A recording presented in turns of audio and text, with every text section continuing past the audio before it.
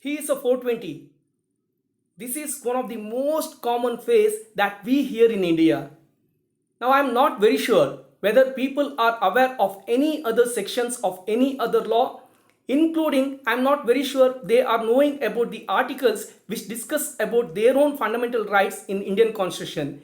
But they all are aware about section 420 from Indian Penal Code. The beauty is they are not even calling by the name of the offense. They are calling it by the section. Hey guys, welcome to my legal classes. This is Ganesh Pujari and we were discussing chapter 17 of Indian Penal Code, which is all about offenses against property. This is my 7th lecture in this particular series where I am going to deal with cheating, which is covering section 415 to 420. I have case laws, I have a beautiful chart, I have all the details required for this particular chapter. Along with I have covered the key words in 5 different languages of India. That way it is going to help everyone. With that confidence, I am taking you to the first slide. First thing first, let us try understand the term meaning of cheating in different other languages. In Hindi it is dhoka de, in Kannada it is mosa. Like that I have given in Telugu, Tamil and Malayalam.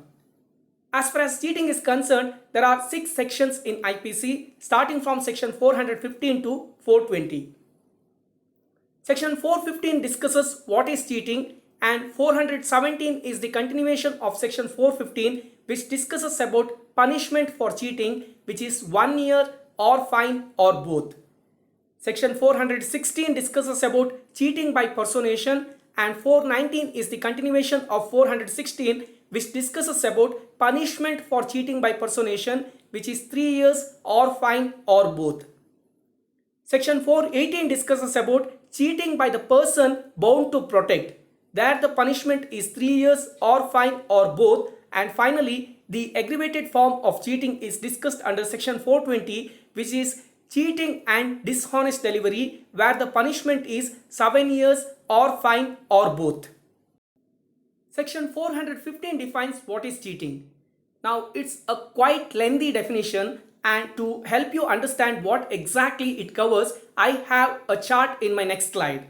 But before going to that chart, we need to understand few key words in our own language. For example, we need to know the meaning of deceiving, induce, fraudulently and dishonestly. Without understanding the meaning of these 4 words, it becomes very difficult to understand what is cheating. Now deceiving is dhoka dena, induce is prerit karna, fraudulently is dhoke se or dishonestly is beimani se. Likewise in Kannada it is mosagolisuva, prerepisi, mosadinda and apramanikaವಾಗಿ. Like that I have given in Telugu, Tamil and Malayalam also. You need to understand these key words to understand what is cheating. And what is the definition here? I will just read it once and then I will take it to the chart. So what is cheating? It is whoever by deceiving any person fraudulently or dishonestly induces the person so deceived to deliver any property to any person or to consent that any person shall retain any property, or intentionally induces the person so deceived to do or omit to do anything which he would not do or omit if he were not so deceived, and which act or omission causes or is likely to cause damage or harm to that person in body, mind, reputation or property is said to cheat. Now that's a quite lengthy definition, and how are you going to break it? I have a chart for that. With the help of that, we all together let's break what is that definition all about. So this is the chart where the base of entire chart depends upon deceiving and induces. These 2 words are very important when it comes to cheating. After that I have this orange portion where there are 2 acts, one either done fraudulently or dishonestly. By doing that, what is he doing? He induces such deceived person to deliver a property or consent to retain a property. Whatever is done there, that is cheating. On the other hand, in the green part, a person intentionally induces another to do or omit to do, which act or omission causes or is likely to cause damage or harm to his body or his mind or his reputation or his property. If that is done because of such inducement by not doing or by doing, then it is cheating. I have two case laws as far as section 415 is concerned, and the first among them is R versus Rakma. There was a prostitute lady who got syphilis.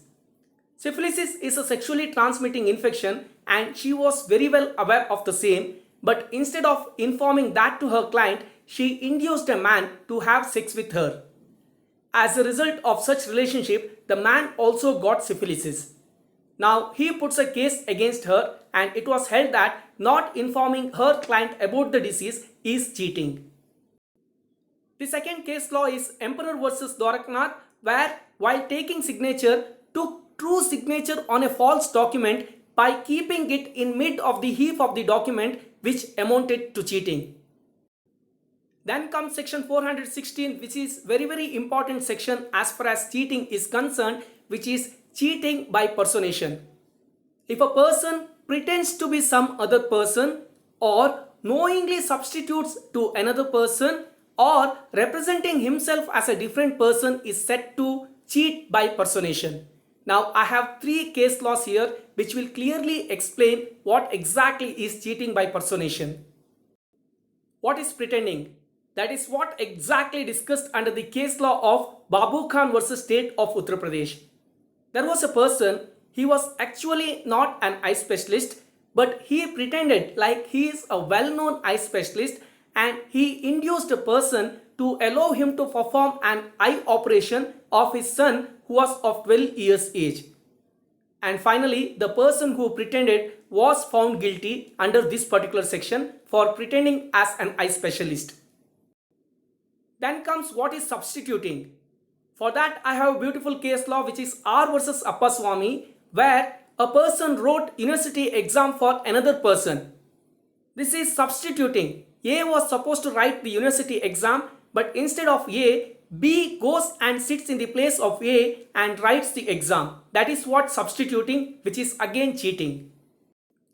The last case law is Emperor versus Pathak, where an accused didn't take railway platform ticket saying that he is a CID police. Actually, he was not a police and held for cheating by personation or presentation. That is all about section 416.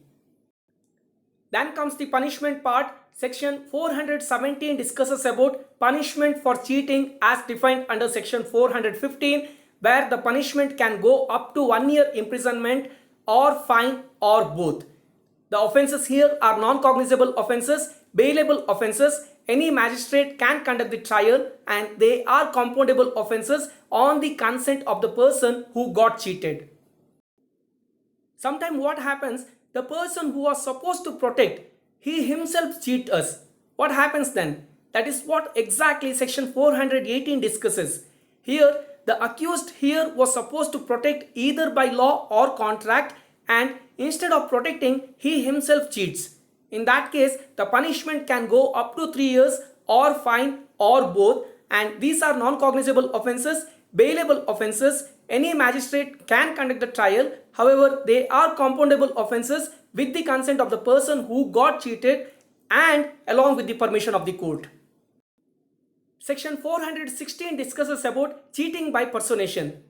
Section 419 is the continuation on section 416, which discusses about punishment for cheating by personation.